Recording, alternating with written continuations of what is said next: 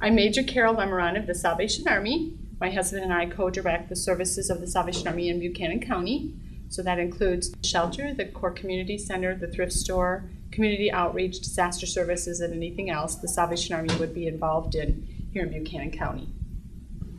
Do homeless people have special needs is a good question, and my mind starts thinking, what are some of those special needs? And I think, yes, that some of the needs are relational, building relationships, conflict resolution, anger management, and those could or could not be designated as mental health issues.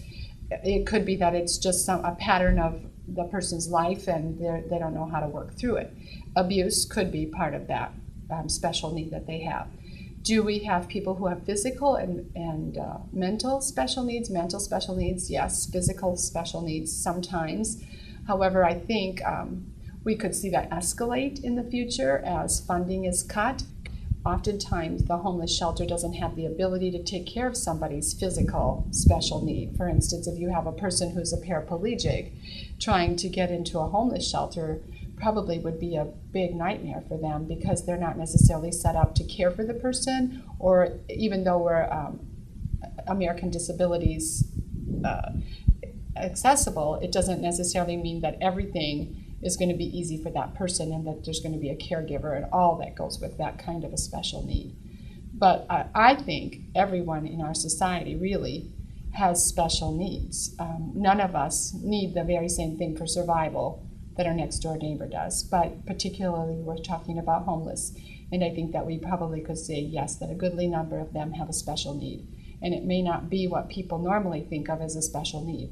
It could be self-motivation. It could be the hope to go on in a situation where they've maybe been beat down and beat down and beat down, and now they've reached the end of that and really sort of want to give up, and they come to a homeless shelter and somebody works very diligently to help walk them through and talk them through so that they do grasp that hope again.